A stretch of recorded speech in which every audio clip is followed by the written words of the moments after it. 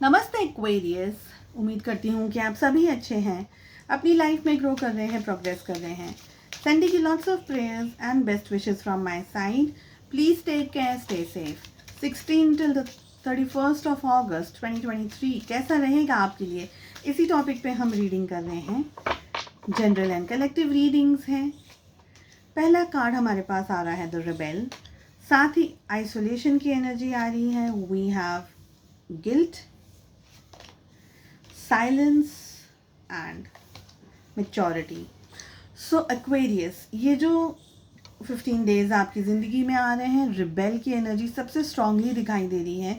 देखिए, कुछ काम ऐसे हैं जो आप अपनी मर्ज़ी से ही करना पसंद करेंगे।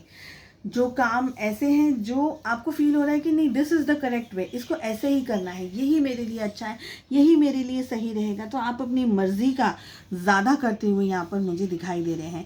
ईश्वर की तरफ से आपको गाइडेंस, मैसेजेस, आपको बहुत सारी चीज़ों के बारे में आपके इंट्यूशन से भी पता चल सकता है, ये भी दिख रहा है। पास्ट की अगर एनर्जीज़ है या पास्ट की कुछ बातें जो आपके फेवर में नहीं है, आपको इरिटेट कर रही है, आपको परेशान कर रही है, चाहे वो लोग हो सकते हैं, परिस्थितियाँ हो सकती हैं, उन चीज़ों से आप दूर होते हुए अपने तरीके से अपने चीज़ों को हैंडल करते हुए, मैनेज करते हुए, काम करते हुए मुझे दिखाई दे रहे हैं। अपने आप के साथ में पॉजिटिव एटीट्यूड के अंदर आपको ऑपरेट करना है, खुद से भी सेल्फ लव के अंदर ऑपरेट करना है। दूसरे अगर आपके सामने नेगेटिविटी डालें या आपके सामने किसी तरीके की बदतमीजी करें या आपके साथ में आपको ही अंडरस्टैंड नहीं करना है, वो सारी चीज़ों को छोड़ना है।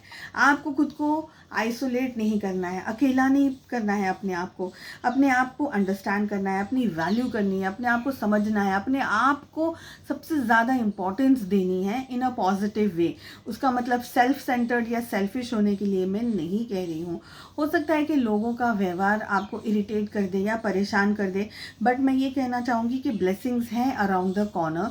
So please keep on moving ahead. अपने आप के साथ में अच्छे से प्यार से आपका बिहेवियर होना चाहिए। भले आप दूसरों की बातों में आ भी जाएं, आपको ये लग रहा है कि नहीं, दूसरे जो कह रहे हैं मैं ऐसी हूँ, मैं वैसा हूँ, उस चीज़ को साइड में रख करके अपने ऊपर कंसंट्रेट करना है।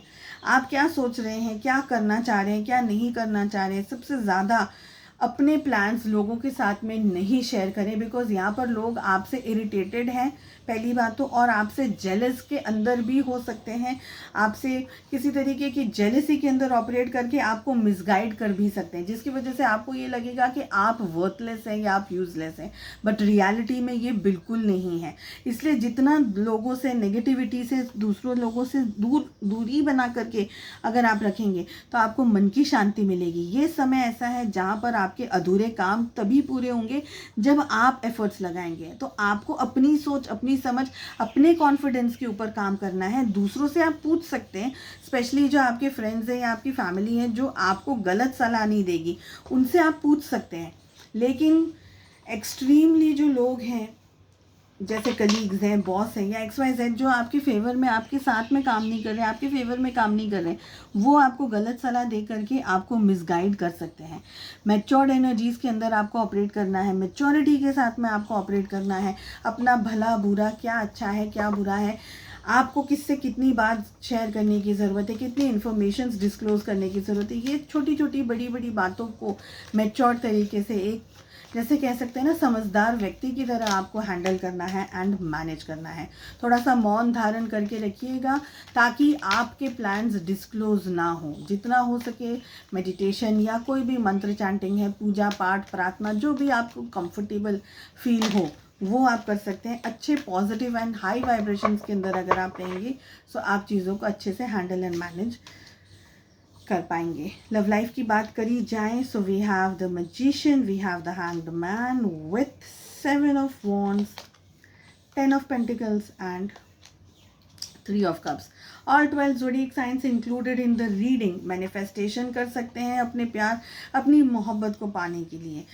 आप थोड़ा सा कंफ्यूज्ड हैं इस रिश्ते को लेकर के, ये एनर्जी भी दिख रही है, या आपके पार्टनर इस रिलेशनशिप को, इस एनर्जी को लेकर के थोड़े से कंफ्यूजन के अंदर ऑपरेट कर रहे हैं, ये भी दिखाई दे रहा है।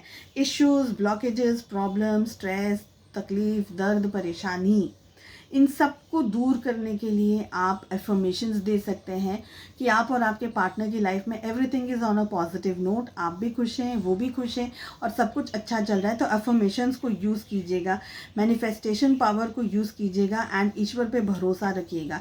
कहीं ना कहीं मुझे ये फील हो रहा है कि आप इस रिलेशनशिप में डिसीजंस लेना चाह रहे हैं या आप दोनों ही डिसीजन लेना चाह रहे हैं, लेकिन एक्शन कोई भी नहीं ले पा रहा है। थर्ड पार्टी इन्फ्लुएंस्ड यहाँ पर हो सकता है, थर्ड पार्टी फैक्टर हो सकता है रिलेशनशिप के अंदर, काम या प्रोफेशनल लाइफ या फैमिली या कोई और चीज़ इंपॉर्टेंट रोल प्ले कर रही हो आइदर आपके लिए या आपके पार्टनर के लिए।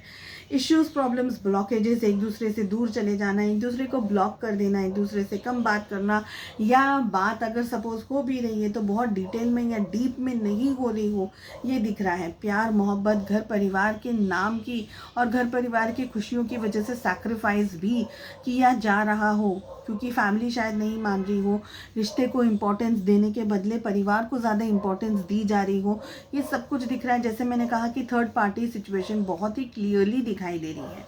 ये भी हो सकता है कि आप चलते चलते जैसे कि in the middle of the time इस रिश्ते को गिव अप करने के बारे में सोचे, इस रिश्ते से दूर जाने के बारे में सोचे। इसलिए नहीं बिकॉज कि आप प्यार नहीं करते, इसलिए बिकॉज हिम्मत बहुत सारी चाहिए, स्ट्रेंथ बहुत सारी चाहिए। शायद आपके पार्टनर में अब वो हिम्मत या वो स्ट्रेंथ नहीं है और वो इस रिश्ते से या आपसे आपको ब्लॉक कर रहे हैं या आपसे डिस्टेंस में जा रहे हैं या आपके साथ में थोड़ा सा कोल्ड बिहेव कर रहे हैं, ये दिख रहा है।